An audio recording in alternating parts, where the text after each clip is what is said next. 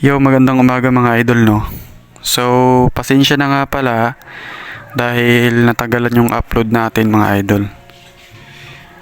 So, for today's video mga idol, no? Pag-uusapan natin ang pagiging hard starting ng TMX 125, yung kadalasang sakit ng TMX 125. At bago natin umpisahan mga idol, kung ikaw ay bago pa lang sa channel ko, don't forget to hit the like, subscribe at ang notification bell button para lagi kang updated sa mga upload natin mga idol. Tara mga idol, umpisahan na natin, no.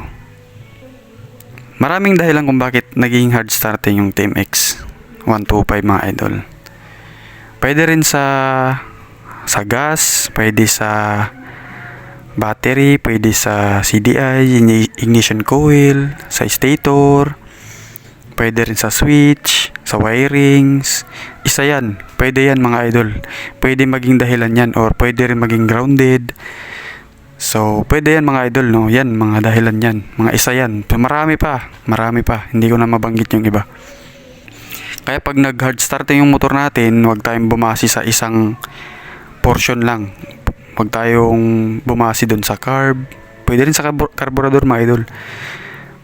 Sa carb, sa spark plug, no? So, marami.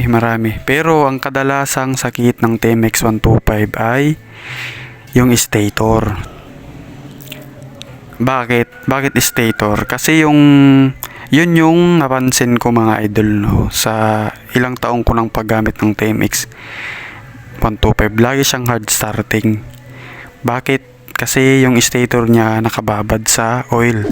Madalas masunog yung yung stator niya mga idol. Kumpara sa unang model ng TMX 125, yung old model, talaga matibay yung mga stator nun kasi hindi yun nakababad sa oil. Lalo na pag yung TMX mo ay hindi mo change oil, yun, tas naglo-long ride ka, yun, madalas sunog yung stator mo. At apektado lahat ng binibigyan niyang kuryente dun sa accessories, sa mga light niya, lightning at primary. So yun, pag nag-hard starting na siya mga idol, malamang sira na yung, kasi ito sira na yung nito, yung primary. Hard starting talaga siya, tag sa 10, tag bebenting sipa bago siya umandar.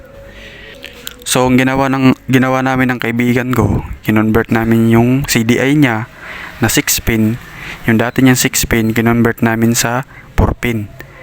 So, kaya hindi na kailangan yung primary sa stator doon at gumana na, hindi na siya hard starting. Sa experience ko sa paggagamit ng TMX 125 sa loob ng 4 na taon, yun ang laging sakit niya mga idol. Laging sunog, no? So, hindi yan sa carb, hindi yan sa CDI. Kasi yung CDI tsaka ignition coil, matagal masira yan mga idol. Pati yung regulator. Maliban lang sa battery, pag disposable, madali lang. 1 taon, wala na, sira na agad. So, yun, stator talaga mga idol ng mga kadalasan kung bakit lagi siyang hard starting. So, advice ko lang sa mga naka-experience ng ganito, sa mga gustong bumili ng stator, doon na kayo sa original. Bahala na mahal, pero quality naman. Kasi pag yung mga mumurahin lang, mga ilang buwan lang, 6, ganun na naman, balik na naman yung sakit niya mga idol. So yun lang mga idol, share ko lang sa inyo. At kung nagustuhan nyo yung video na to, don't forget to hit the like, subscribe at ang notification bell button para lagi kang updated sa mga video natin.